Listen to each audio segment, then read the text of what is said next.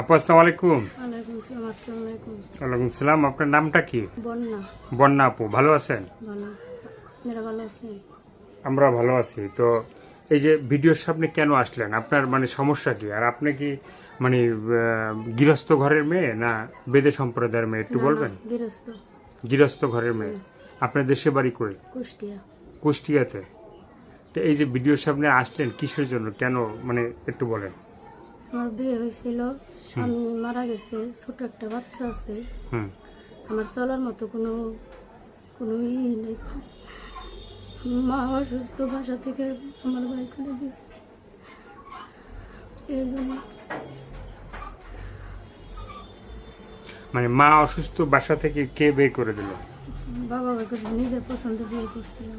ও নিজের পছন্দে বিয়ে করছিলেন। তো এখন যে আপনার স্বামী যে নাই, হ্যাঁ, তো এখন কি বাবার বাড়িতে কি আপনার ঠাঁই নাই? না, আমি এখন ভাড়া থাকি। ভাড়া থাকেন? একটু জোরে বলবেন, জোরে না বললে দর্শক ভাড়া ভাইরা থাকি। শুনবে না। মানে একটা মেয়ে আছে, মেয়ে নিয়ে আমি ভাড়াই থাকি। ভাড়া থাকেন?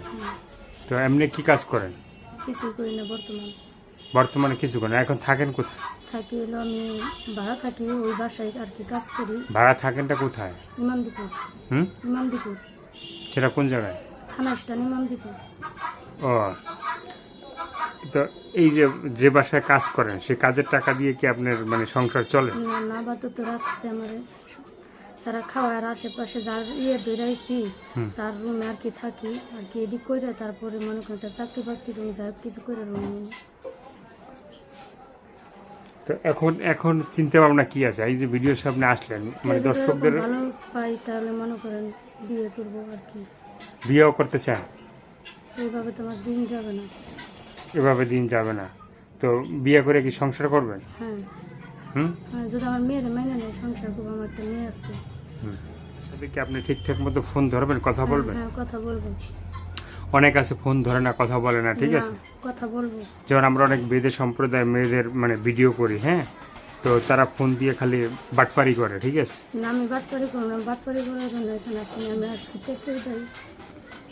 তো আপনি কি মন থেকে বলছেন যারা ফোন দেবে তাদের সাথে ঠিকঠাক মতো কথা বলবেন? আমি পেটের দায়ে আসছি। পেটে দিয়ে আসছেন, বেশ ভালো। দর্শক ভাইরা আপনাকে ফোন দেবে, যোগাযোগ করবে, হ্যাঁ, তো তাদের সাথে আপনার কথা বলতে হবে। কথা না বললে কেউ আপনার সাথে কিন্তু কথা বলবে না। আচ্ছা।